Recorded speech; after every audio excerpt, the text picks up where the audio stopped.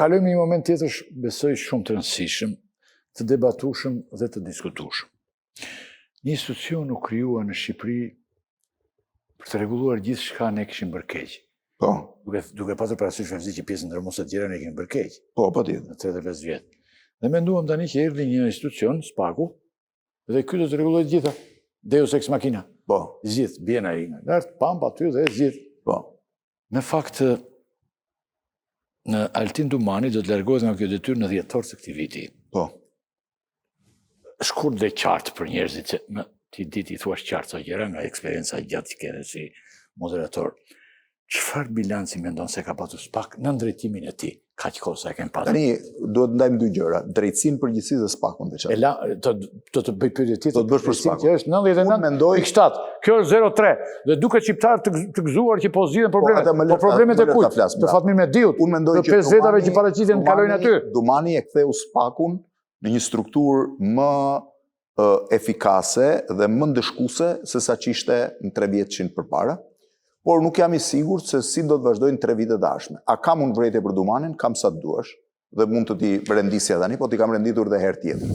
Megjithatë, Dumani është një prej njerëzve që la gjurmë. Duam apo s'duam ne? Me Spakun. Është njeri që kërkoi arrestin e Berishës, pavarësisht se si arriti dot, dhe që për cilin unë s'jam dakord. Është njeri që arrestoi Ilir Metën, arrestim për cilin mënyra se si u bë arrestimi se unë sy dot, s'jam dakord. Është njeri që arrestoi Erion Belin.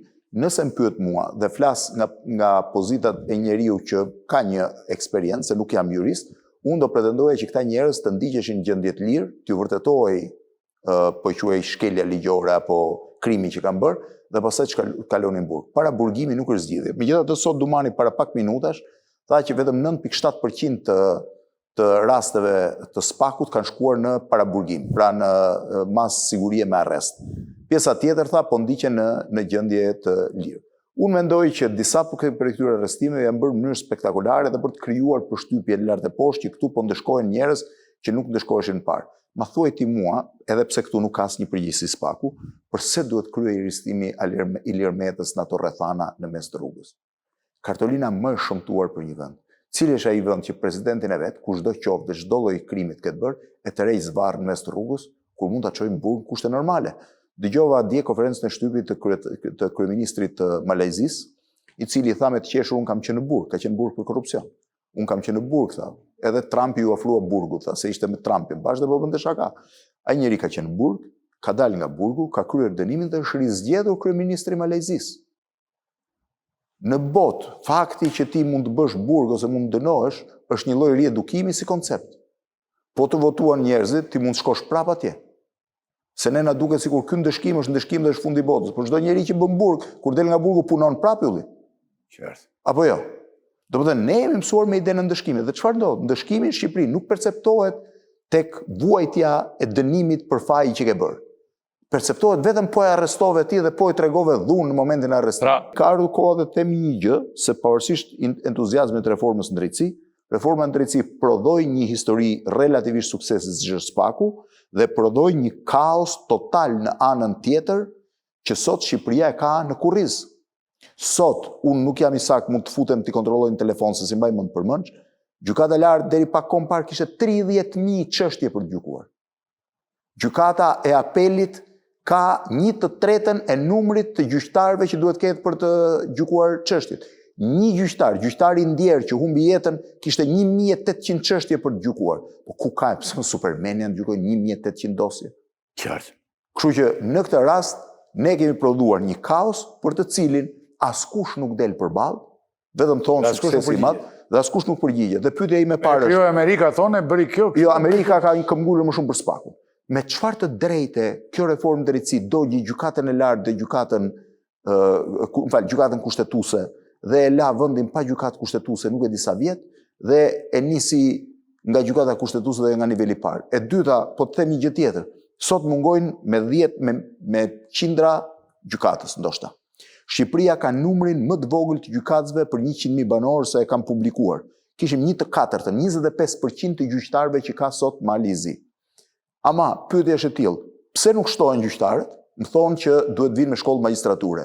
Shqipëria, gjyqtarët e gjykatës kushtetuese, që është institucioni më i lartë që garanton kushtetueshmëri në vend, i ka marrë nga eksperiencë nga rruga.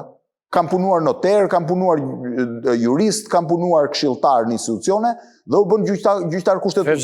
Dhe nuk merr gjyqtar të nivelit të parë nga njerëz që kanë mbi 10 vjet eksperiencë në drejtësi. Tirana, jo, më fal. Tani për reformën në drejtësi, 99.7% është pjesa tjetër.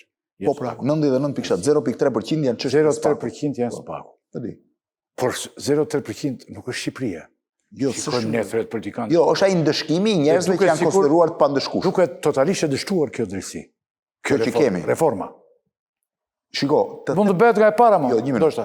Që të them e dështuar s'di ta them, po di të them që është një kaos, se dështim pastaj duhet ta shohësh. Është një kaos. Është një kaos, ne do të themi një gjë. Sot, çështjet gjyqësore janë më të gjata, vuajtja e njerëzve për gjykata është më e gjatë, drejtësia nuk është më e mirë. Kush thotë që është më e mirë? Sërt. Po s'ka se si e mati që është më e mirë. Sa ka qenë? Jo, më thon vetëm të spaku. Si. Ne kemi pasur gjykatë kushtetuese me njerëz, cilët mund kesh 100 defekte, po që kanë marrë 37 vendime kundër një qeverie në momentin që qeveria është shumë e fuqishme. Apo s'është kështu? Po. Marrveshjen rrëzuan një prej marrveshjeve fundamentale që kishte bërë qeveria Berisha, që ishte marrveshja e detit me Greqinë. Dhe rrëzuan 19-0. Je dakord?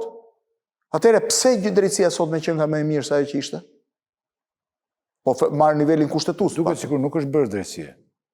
Tani, nëse flasim për padrejtësinë e përditshme në shoqëri, unë them vetëm një gjë. Do kishte më kurajo që kjo mazhorancë duhet kishte më kurajo dhe të pranonte që ne kemi prodhuar një produkt që ka dhënë rezultat dhe ka ngjallur entuziazëm të njerëzit që është spaku, me gjithë pikpyetjet që kemi, dhe kemi prodhuar një kaos total në anën tjetër. 99.7% kemi një kaos total. U del pastaj i vret gjyqtarin, bën dosje të male. Jemi nisur për mirë, po na doli më keq. Sepse shiko, ky nuk është me qëllim. Është një dështim. Domethënë sot themi një gjë. Koha për të marrë sot me një dosje duhet futur mekanizma të tjerë. Është afërsisht 2.2%, domethënë herë më gjatë se sa koha që ishte para reformës në drejtësi. Fevzi, të kam bërë përpara pyetje që edhe përsërim se vijon, ë? Po shumë shkurt. Kulla shumë të larta po ndërtohen në Tiranë, shumë të tjera miratuar, por nuk po nis ndërtimi, tani qarkulloj në fjalë që ka krizë. Si mos ndodh flus. Kjo është tema që unë po merrem në 2 javë të ardhshme, kam identifikuar me një saktësi të pashembull të gjitha projektet e kullave që janë aprovuar, jo ato që janë ide, ato që janë aprovuar, është një numër kullash tani s'po ta jap, po i kam të gjitha, a do ndërtohen, këtu unë jam brenda kuadrit opinionit, se unë nuk është se e di. Unë mendoj që një pjesë nuk do ndërtohen, një pjesë mund ndërtohen, një pikë pyetje e madhe është kush do t'i blej këto godina. Dhe nga vinë parat. Po nga vinë parat mund vinë, sepse shumë prej tyre, po që se shet t'i parat vinë. Po nga s'japin me përshumë. Po në qofë se ti i shet ylli parat vinë nga blerja. Po s'ka shiti. Atë nuk e di. Po jo, ke statistika do t'i shikosh. Po e beri emisionin do t'a shikosh, që kam parë unë. Kam thirrë ekspert. Nëse procesi është ky do t'a shohim, por a ka një rrezik fluske?